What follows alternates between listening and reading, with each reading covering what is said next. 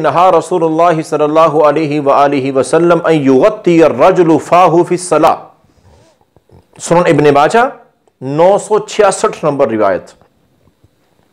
कि मना किया है रसूलुल्लाह सल्लल्लाहु अलैहि वसल्लम ने कि कोई मर्द, कोई आदमी दौराने नमाज अपने मुंह को डांपे, कपड़ा मुंह के ऊपर करना,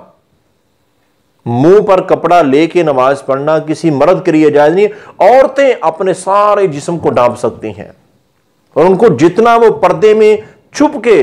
जितना वो बापर्दा होकर नमाज पढ़ेगी उतना ज्यादा अजर मिलता है। लेकिन मर्दों के लिए हुक्म है कि दौराने नमाज वो अपने मुंह को नहीं ढांप सकते,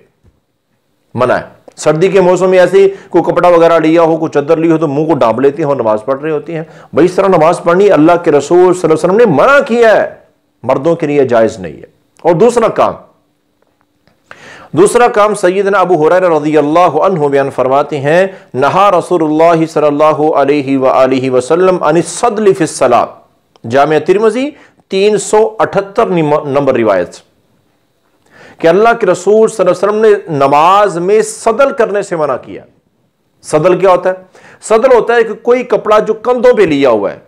कंधों पे, सर पे नहीं है, कंधों पे चद्दर है ना, ऐसे कंधे पे डाली हुई है और वो सीधी, दोनों उसके किनारे सीधे लटक रहे, दोनों किनारे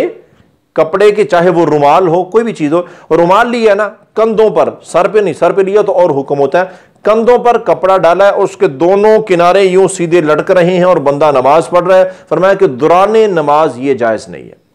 इस हालत में नमाज नहीं पढ़नी चाहिए, मना किया आपने।